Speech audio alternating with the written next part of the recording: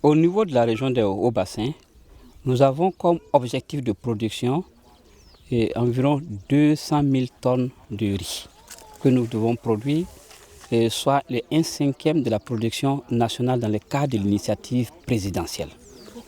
Pour l'atteinte de ces objectifs, nous avons eu 4 types d'appui.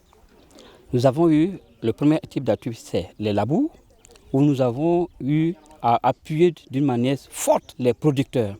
C'est-à-dire l'État a été subventionné à 5 000 francs au niveau des producteurs. Ensuite, nous avons eu l'appui avec les semences. Au niveau de la région des Hauts-Bassins, nous avons eu pour cette campagne près de 600 tonnes de semences améliorées.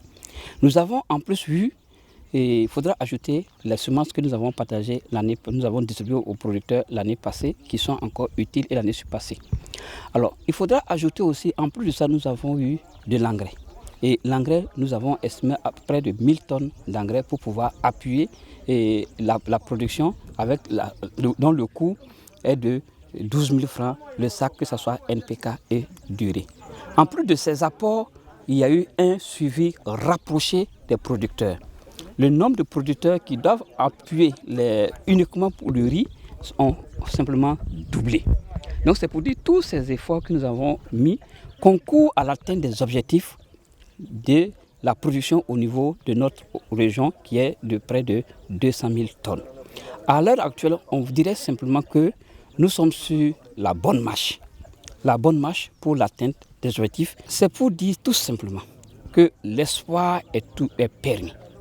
Le rêve est permis à l'heure actuelle que si la campagne se poursuit très bien, nous, en tout cas, nous allons, comme certaines personnes le disent, nous lapider avec du riz. Nous avons fait l'effort de rentrer en contact avec tous les transformateurs où l'ensemble des bas-fonds au niveau de la région des Hauts-Bassins ont un contrat à main avec les acheteurs.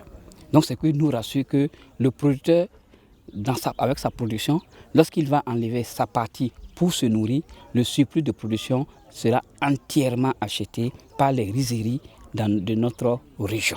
Nous cultivons du riz. Il y a le Tex 2 et Aurelix. Ce sont ces deux variétés qu'on produit. Donc, la site fait 600 hectares. Et dans ces 600 hectares, le projet a pu aménager 259 hectares. Les hommes qui travaillent dedans et les femmes, il y a 419 hommes plus 256 femmes. Le président nous a dit de cultiver le riz, qu'il y a beaucoup d'avantages dans le riz.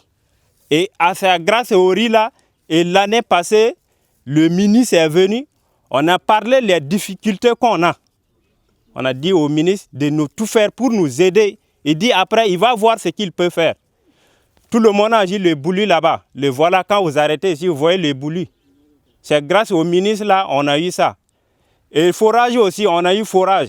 Et puis on a des moteurs, des pompes, plus les tuyaux. Ça a beaucoup encouragé même, il y a des gens même qui abandonnent pour cultiver le riz. C'est grâce à ça même là, tout le monde est content pour cultiver le riz. Ce qu'on a eu comme avantage du riz là, parce qu'avant là, pour payer même scolarité de ton enfant, tu ne peux pas. On chasse ton enfant, il faut venir chercher ton papa. Le papa n'a rien. Mais aujourd'hui là, même si tu veux 100 000, 200 000 là, grâce au riz là, on peut te prêter. Il n'y a pas même de peur dans ça. C'est grâce au riz que nous on a eu tous ces avantages là. Pour la vente du riz, l'année passée, on a pu vendre 829 tonnes de riz. Cette année, nous comptons plus de 5000 tonnes même. Donc on n'a plus de problème de vente. Si c'est prêt seulement, on est là, vraiment, il y a nos clients. Il y a nos clients qui sont prêts pour nous attendre. Des fois même, eux sont pressés de faire arranger le riz pour qu'ils viennent payer et puis nous payer notre argent.